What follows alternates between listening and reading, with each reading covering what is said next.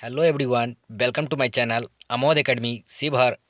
आज हम जानेंगे सीटेट के पर्यावरण अध्ययन में जो प्रश्न बनते हैं वो कहाँ से आते हैं। तो ये आते हैं एनसीईआरटी के बुक से। तो आइए आज हम पाठ 12 करेंगे, क्योंकि 10 कर चुके हैं। पाठ 10 तक हमारा कंप्लीट हो चुका है वीडियो, जो कि वो आपको यूट्यूब के प्लेलिस्ट में मिलेगा। एनसीईआरटी के नाम से एक प्लेलिस्ट बना दिया गया है, आप उसमें जा करके वहाँ से देख सकते हैं। ये क्लास 5 का पाठ 12 है, ख़त्म हो जाए तो। इससे पहले क्लास 4 का वीडियो अपलोड कर चुके हैं और क्लास 5 का पाठ 11 तक वीडियो अपलोड हो चुका है। एक एक चैप्टर से बहुत महत्वपूर्ण प्रश्न सीटेट में बनते हैं, इसलिए चैप्टर वाइज करके हम आपको बता रहे हैं कि पर्यावरण अध्ययन में पैडागोजी प्लस कंटेंट कहाँ से आते हैं, उसी पे हम बात करते हैं। तो आइए सबसे पहले देखते हैं यहाँ पे पाठ 12 में ख़त्म हो जाए तो। ठीक है, सबसे महत्वपूर्ण बात यह नोट करेंगे आप इस चैप्टर में कि यहाँ पे बताया गया है, यह एक बड़ा सा चौराहा था। कहाँ पे, छोड़िए वो सब चौराहा, मैं चारों तरफ गाड़ियों की लंबी कतारें देख रहा था। पों पों पों का शोरगुल, कितना धुआं, शायद उसी धुएं से परेशान होकर रिक्शे में बैठा एक बच्चा जोर जोर से खांस रहा था। गाड़ी के सिलेंसर से जो धुआं निकलता है वो कार्बन मोनोऑक्साइड होता है, जो काफ़ी नुकसानदेह होता है हमारे शरीर के अंदर प्रवेश करने पर। इसलिए कहीं भी ज़्यादा धुआं हो तो आप अपने नाक पे रुमाल रख लें, नाक मुंह पे, ठीक है, जिससे आपको कठिनाइयों की सामना न करना पड़े। जैसे कि यहाँ पे बताया गया है कि सबसे ज़्यादा शोरगुल कहाँ पे होता है, क्वेश्चन आता है पर्यावरण अध्ययन में। तो सबसे ज़्यादा शोरगुल हाईवे पर होता है और वहाँ पे भी धुआं भी ज़्यादा होती है। तो देखिए यहाँ पे काला काला कलर के ये सब धुआं सब है, और ये देखिए बहुत सारे बस गाड़ी सब खड़े हैं। इसके वजह से यहाँ पे ज़्यादा शोरगुल होता है, ज़्यादा गाड़ियाँ होने की वजह से। एक अहम जानकारी यह भी है कि यहाँ पे बताया गया है, अपने इलाके के आसपास के हाईवे मतलब राजमार्ग के उदाहरण देकर इस बारे में बच्चों की समझ बनाई जा सकती है। वाहनों से होने वाले शोर और धुएं के प्रभाव पर चर्चा, बच्चों के अनुभव सुनकर कक्षा में सड़क पर चलने वाले नियमों पर चर्चा करवाए, ताकि बच्चों उससे रूबरू हो सके और धुएं की और शोरगुल की बारे में जान सके और उससे होने वाले नुकसान को न होने दे, बचाए। यह जानकारी जान लीजिए कि यहाँ पे बताया गया तेल के बारे में। तेल का भंडार सीमित है। हम तो यह भी बोलते हैं कि पानी का भंडार भी सीमित है। अगर पानी का बेवजह उपयोग कीजिएगा तो आपको एक दिन पानी के लिए तरसना पड़ेगा। आप जहाँ भी हो, पानी का इस्तेमाल उतना ही करें जितना की आवश्यकता है, ज़्यादा व्यर्थ ना करें। या पानी हो चाहे जो भी चीज़ हो, जैसे मान लीजिए आपके पास गाड़ी है, कहीं लग पास जाना है तो आप थोड़ा पैदल चला करें। अगर आपके पास नल है, कल है, तो उसमें पानी ऑटोमेटिक गिर रहा है नीचे की तरफ, तो उसको नल को बंद कर देना है। अगर बिजली कहीं पे देखिए दिन में जल रही है, बल्ब जल रही है, तो उस बल्ब को ऑफ कर दीजिए, ताकि ऊर्जा की खपत कम हो। ठीक है, इससे यहाँ पे बताया गया है तेल का भंडार सीमित है, इससे अपने बच्चों के लिए बचाए, हर बूंद से अधिक लाभ ले, गाड़ी रोके तो इंजन को बंद करके रखें। बहुत सारे ऐसे व्यक्ति लोग होते हैं कि जाम लगा हुआ है और उसमें गाड़ी स्टार्ट करके रखे हुए हैं और हॉर्न बजाते रहते हैं। भैया हॉर्न कम बजाइए, क्योंकि हॉर्न बजाने से शोरगुल होता है, जिससे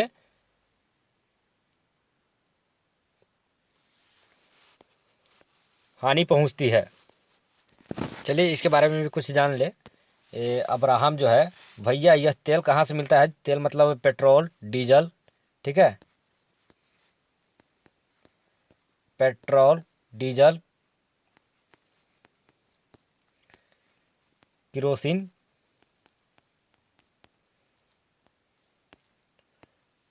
तेल मतलब सभी तेल आ गए इसमें। तो अब्राहम जो बोल रहा है भैया यह तेल कहाँ से मिलता है, तो पेट्रोल डालने वाले भैया ज़मीन के बहुत बहुत नीचे से। मंजू, ज़मीन के नीचे वहाँ कैसे बनता है भैया, यह ज़मीन के नीचे बहुत धीरे धीरे अपने आप ही बनता रहता है, कोई मशीन या आदमी नहीं बनाते इसे। अब्राहम, तब तो हम खरीदने की बजाय खुद निकाल लेंगे, बोरिंग या पंप लगाकर पानी की तरह। ठीक है, देखिए बच्चा जो है अब्राहम वो बोल रहे हैं कि हम खुद इसे निकाल लेंगे जैसे पानी निकालते हैं। तो यहाँ पे बताया गया है ये भैया हर जगह नहीं होता।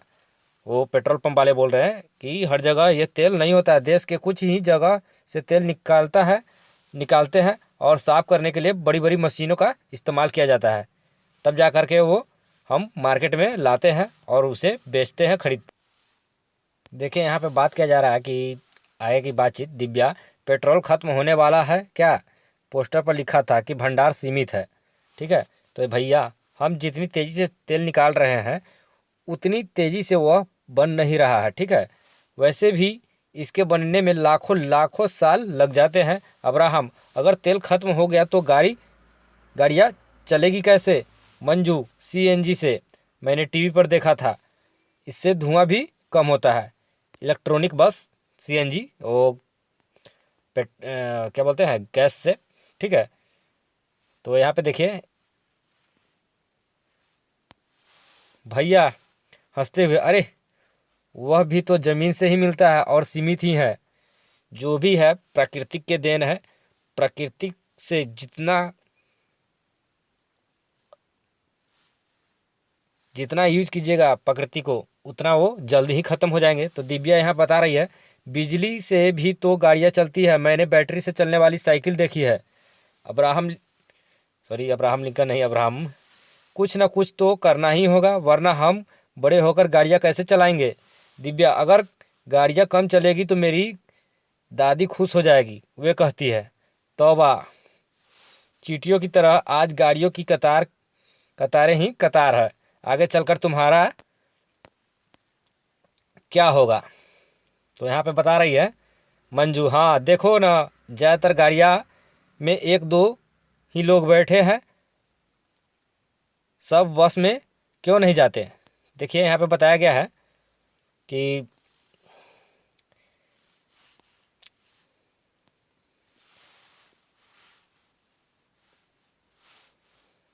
अब्राहम, हाँ पेट्रोल तो बचेगा, बस एक बस में तो कितने ही लोग आ जा सकते हैं। बहुत सारे ऐसे व्यक्ति हैं कि उनको अगर कोई पर्सनली काम है तो अपना वो फोर व्हीलर लेकर के निकलते हैं। उनको होना चाहिए कि वे सार्वजनिक बस का प्रयोग करें ताकि उनका पेट्रोल खपत कम हो और प्रदूषण कम फैले। लेकिन कुछ लोग ऐसे होते हैं वो ऐसे नहीं करते हैं, वो अपना ही फोर व्हीलर निकलते हैं एक आदमी से। ठीक है, यहाँ पे बताया गया है मंजू, मैं बड़ी होकर कोशिश करूँगी कि हम सूरज के किरणें से गाड़ियाँ चला सके, फिर ख़त्म होने का कोई चक्कर ही नहीं, जितना मर्जी इस्तेमाल करो। सोलर प्लेट पे अभी भी चल रहे हैं गाड़ी। आइए यहाँ पे कुछ चर्चा करते हैं। शिक्षक जो है सूरज के किरणों का इस्तेमाल और हम किस किस काम में होता है इस पर बच्चों से चर्चा करेंगे। ठीक है, ऊर्जा की अवधारणा इस उम्र के लिए अमूर्त है, पर बच्चों इस ताकत शक्ति आदि कहकर इसे बारे में सोचना शुरू करें। सीमित भंडार किसका और क्यों है इस पर सोचे, कक्षा में चर्चा करवाएं ताकि बच्चों की कल्पना शक्ति का विकास हो सके और वास्तविकता से रूबरू हो सके। एक महत्वपूर्ण बात यह भी है कि आप लोग हमारे वीडियो को देखते हैं तो वीडियो को जब ख़त्म हो जाती है तो लास्ट में आप लोग कमेंट करना भूल जाते हैं। सो आप लोग ऐसा ना करें, आप लोग वीडियो के लास्ट तक बने रहते हैं तो लास्ट होने होने तक आप वीडियो के नीचे वीडियो कैसा लगा उसके बारे में कमेंट करें, वीडियो अच्छा है या किस चीज़ पे बनाया जाए ताकि आप लोगों को अच्छा लग सके। ये मेरा यूट्यूब चैनल का लिंक है, अमोद एकेडमी शिवहर। ठीक है, आप इसे सर्च करके हमारे यूट्यूब को सब्सक्राइब कर सकते हैं। ठीक है, चलिए आइए जानते हैं ज़मीन से खजाना। ठीक है, यह पता लगाना आसान नहीं है कि ज़मीन के अंदर गहराई में तेल कहाँ मौजूद है। ठीक है, वैज्ञानिक खास तरीके और मशीनों से यह समझते हैं और अंदाज़ा लगाते हैं, फिर गहराई तक पाइप को और मशीन डालकर तेल ऊपर खींचा जाता है। ठीक ना, ये जो वैज्ञानिक जो होते हैं उसे पता लगा करके, अंदाज़ा लगा करके पाइप को मशीन के द्वारा ज़मीन के नीचे डाला जाता है और ऊपर तेल खींचा जाता है। यहाँ पे बताया गया है कि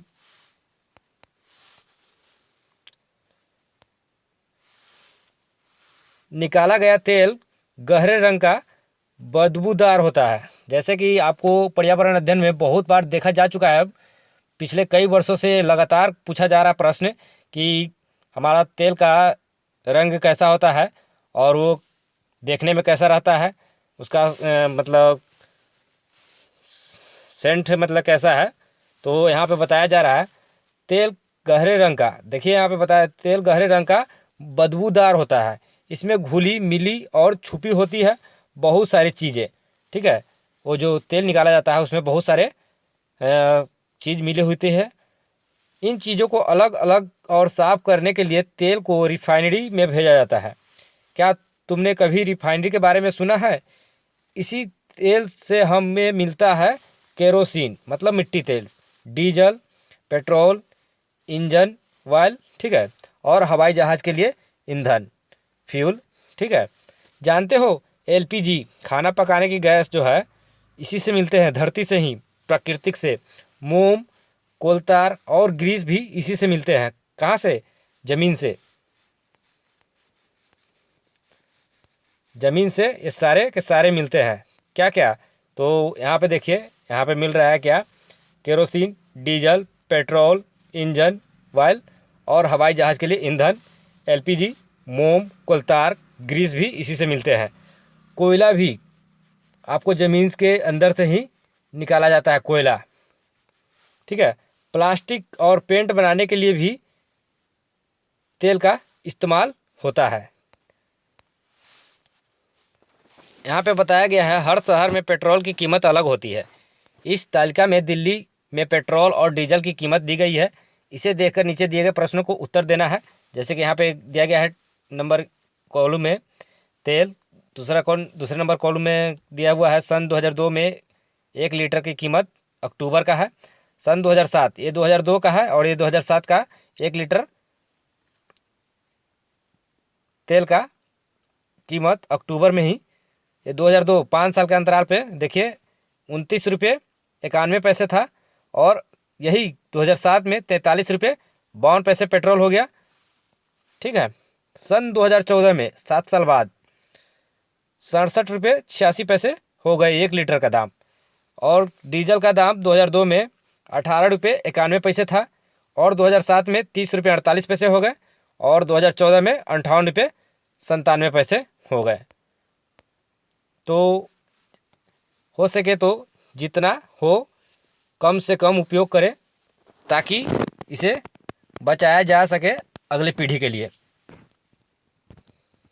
देखिए यहाँ पे तेल का उपयोग कहाँ कहाँ पे होता है।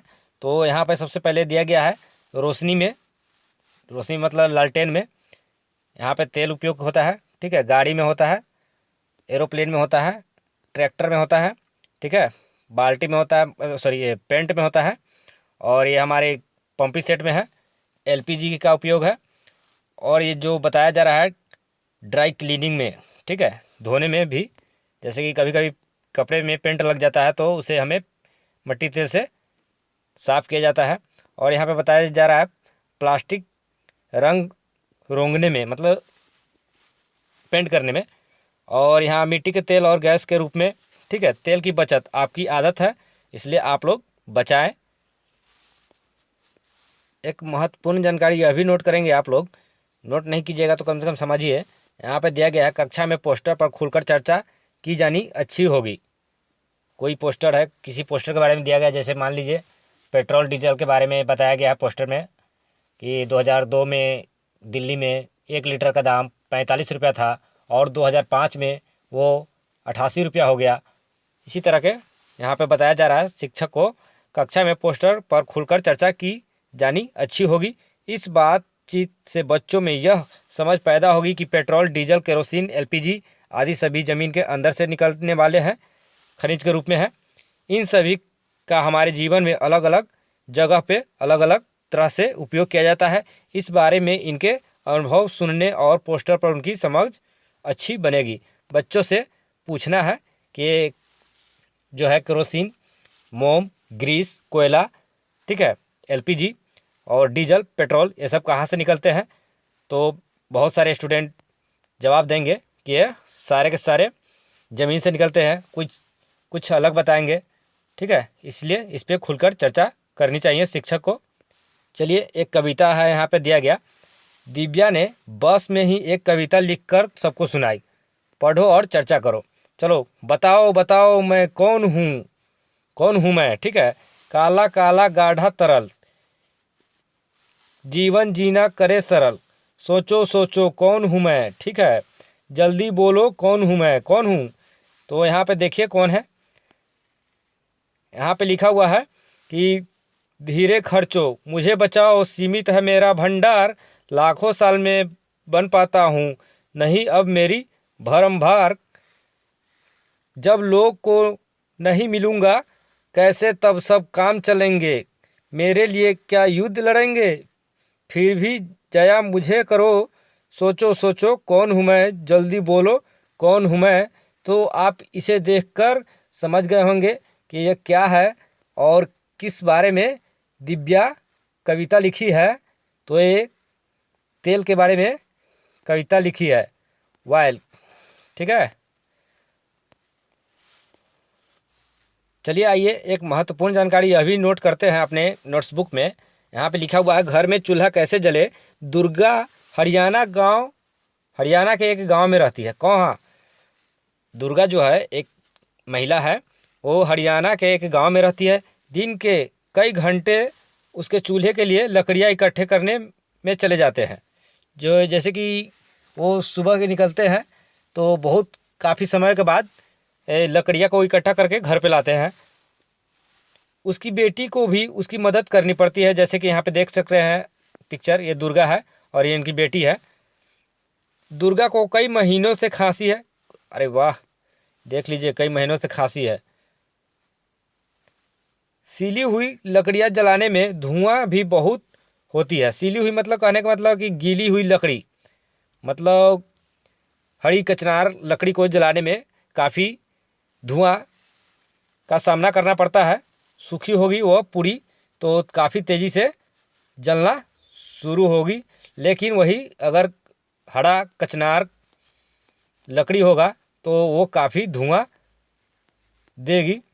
तो यहाँ पे बताया जा रहा है कि जलाने में धुआं भी बहुत होता है, लेकिन दुर्गा के पास कोई और चारा भी तो नहीं है। जब खाना जुटाने के पैसे ही नहीं तो उसे पकाने के लिए पैसे कहाँ से लाएं। ईवीएस में प्रश्न जो पूछे जाते हैं कि दुर्गा या कोई भी नाम अलग अलग लेकर के कि उनको कई महीनों से खांसी है वो लकड़ी जलाने से, तो उसे कौन बीमारी से वो ग्रसित है। तो यहाँ पे बताना होगा कौन सी बीमारी से ग्रसित है। यहाँ पे होता है कि जलते हुए धुआं, लकड़ी के धुआं जो उनके नाक में जा करके बैठ गई है, वो कार्बन डाइऑक्साइड के कारण उसे खांसी होती है, ठीक है। यहाँ पे बताया गया है, अगर वे लकड़ी या उपलो पर खाना पकाते हैं तो धुएं से किस तरह की परेशानी होती होगी।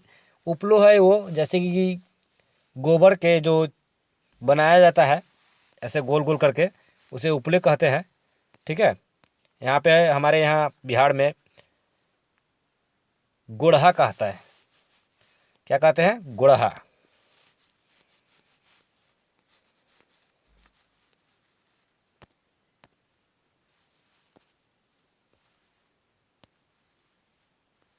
क्या दुर्गा लकड़ी की जगह किसी और चीज़ का इस्तेमाल कर सकती है? क्यों नहीं। आज हमारे देश के लगभग 2/3 लोग उपले, लकड़ी, सूखी टहनी आदि का इस्तेमाल करते हैं। केवल खाना पकाने के लिए ही नहीं, आग सेकने, पानी गर्म करने और रोशनी के लिए भी। घर के अलग अलग कामों के लिए कई चीज़ और चीज़ों का इस्तेमाल होता है, जैसे कि केरोसिन मतलब मिट्टी का तेल, एलपीजी खाना पकाने के गैस, कोयला, बिजली आदि ये सब का उपयोग करते हैं अलग अलग जगहों पे अलग अलग तरह से। गांव में भी अभी भी लकड़ी और कोपले पे खाना बनाया जाता है। यहाँ पे बताया गया है, कांचा ने एक किताब में यह बार चार्ट देखा। इस बार चार्ट में दिखाया गया कि अगर 100 घरों को देखते तो उनमें से कितने में किस ईंधन का इस्तेमाल होता है। चार्ट भी दिखाता है कि 20 सालों में चीज़ों का इस्तेमाल बढ़ा और घटा किसका। तो आइए चार्ट देख लेते हैं थोड़ा हम लोग भी। यहाँ पे जो चार्ट आप देख रहे हैं, तो यहाँ पे बताया जा रहा है 20 साल में बदलाव। क्या चीज़? 20 साल में बदलाव। तो यहाँ पे देखिए क्या क्या बदलाव हुआ है। जैसे कि यहाँ पे दिया गया है, 100 में से कितने घरों में होता है इस्तेमाल, ठीक है, किसका घाटा, और 100 में से कितने घरों में होता है इस्तेमाल। तो यहाँ देखिए 100 का पैराग्राफ एक चार्ट बनाया गया है और चार्ट के जरिए बताया गया है। तो यहाँ पे बताया जा रहा है सन 1976 का बात है। कब का बात है? 1976 का, और ये 1996 का, मतलब 1996 का, मतलब 20 साल का ये बदलाव जो है देखने को मिल रहा है पैराग्राफ पे। यहाँ पे जो बताया जा रहा है कि उपले और लकड़ी का उपयोग 1996 में कैसे होता था, 75% उपयोग होता था। उससे पहले 1976 में 84% उपले और लकड़ी का इस्तेमाल किया जाता था, जो कि ये 96 में घट गया, क्योंकि क्या बढ़ गया? एलपीजी और केरोसिन 10% था 1976 में, और ये 1996 में 18% हो गया। वही कोयला का इस्तेमाल होता था 1976 में 5%, और ये कोयला का उपयोग 1996 में कम कर दिया गया, क्योंकि हर घर में अब एलपीजी का कनेक्शन हो गया हुआ है। जिसके पास बीपीएल राशन कार्ड है वो अब एलपीजी कनेक्शन ले सकते हैं, और लिए भी है। बहुत सारे सुविधाएं अब मिल रही हैं महिलाओं को बीपीएल कार्ड के जरिए। आज के लिए इतना ही। धन्यवाद देखने के लिए। अगर वीडियो अच्छा लगा हो तो आप हमारे वीडियो को लाइक कीजिएगा, कमेंट कीजिएगा कैसा लगा, और अपने फ्रेंडों के साथ हमारे वीडियो को शेयर कीजिएगा, ठीक है। और किन्हीं को हमारा बनाया हुआ अपने हाथ से एनसीईआरटी का नोट्स लेना चाह रहे हैं तो आप हमें वीडियो के नीचे कमेंट करके आप नोट्स ले सकते हैं। फिर मिलेंगे कल।